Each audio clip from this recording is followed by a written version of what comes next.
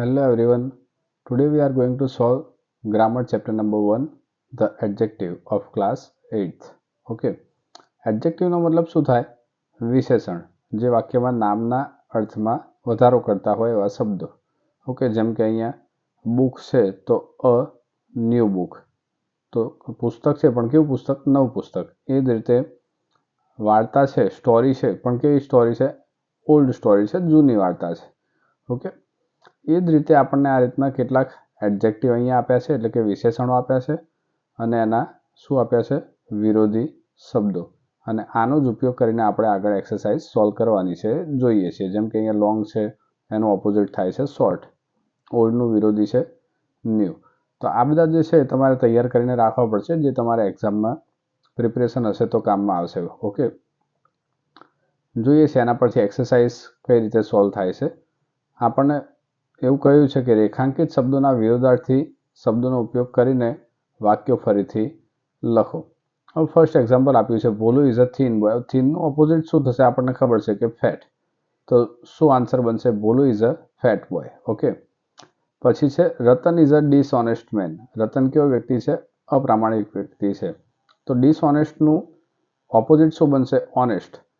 ઓનેસ્ટમાં article કયો લાગશે? Article N લાગશે. તો આપણે અહીંયા બંને ચેન્જીસ કરીશું, આર્ટિકલ અને એડજેક્ટિવ બંને. તો Ratan is an honest man. Okay, એ જ રીતે the moon is visible today.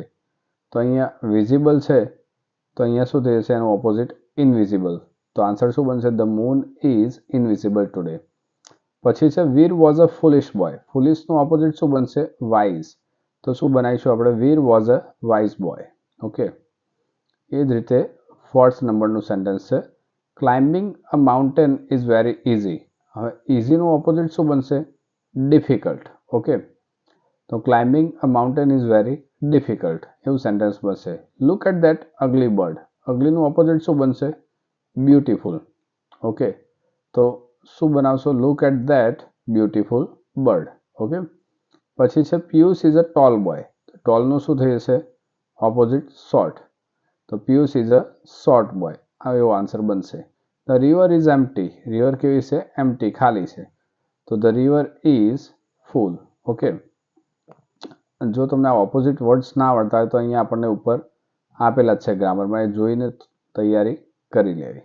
Okay, જોઈએ છે 8th નંબરનું સેન્ટેન્સ જોઈએ છે, it is bad to breathe impure air. હવે અહીંયા બે એડજેક્ટિવ આપ્યા છે, બેડ અને ઇમ્પ્યોર. તો આ બંનેનું ઓપોઝિટ શું થશે? ગુડ અને પ્યોર. ઓકે, તો આપણું સેન્ટેન્સ શું બનશે? It is good to breathe pure air. પછી છે આર ધોઝ રિયલ ફ્લાવર્સ. તો રિયલનું ઓપોઝિટ શું બને છે? આર્ટિફિશિયલ. આર્ટિફિશિયલ એટલે કે ડુપ્લિકેટ. તો આ સેન્ટેન્સ શું બનાવીશું? Are those artificial flowers. Okay, પછી છે 10 નંબરનું sentence, why is that old man tired.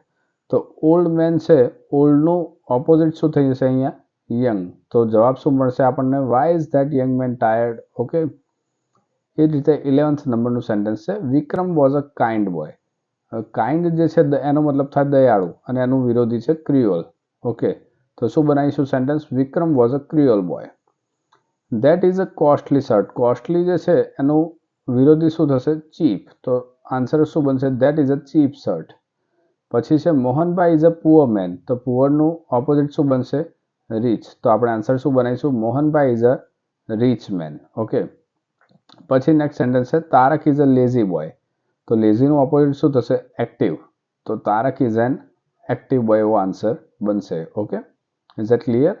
So let's see the second exercise.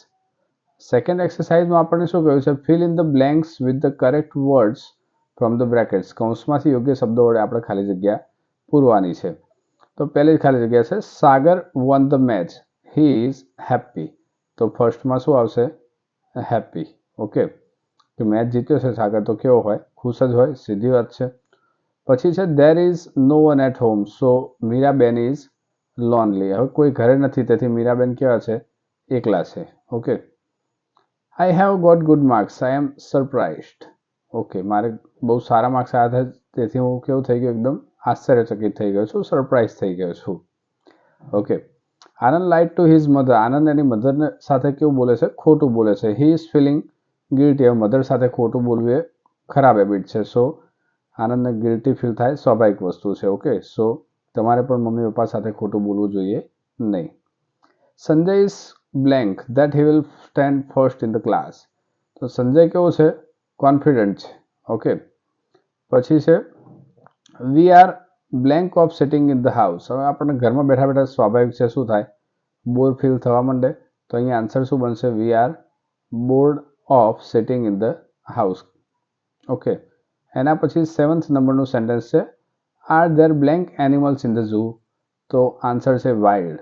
Okay, are there wild animals in the zoo. આવો પ્રશ્ન પૂછ્યો છે કે શું જંગલમાં, શું ઝૂમાં જંગલી પ્રાણીઓ છે?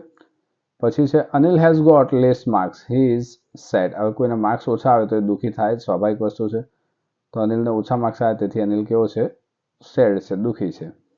This is a thick book. Book always thick હોય છે, બાળકોને ખબર છે. This is a true story. આ વાર્તા કેવી છે? સાચી છે. Hari does not have money to pay the fees he is poor. હવે હરી કેવો છે? પુઅર છે, ગરીબ છે, તેથી એ ફી પે કરી શકે તેમ નથી. The teacher is blank with the naughty boys. ટીચરને નોટી બોય ઉપર શું થાય? ગુસ્સો જ આવે.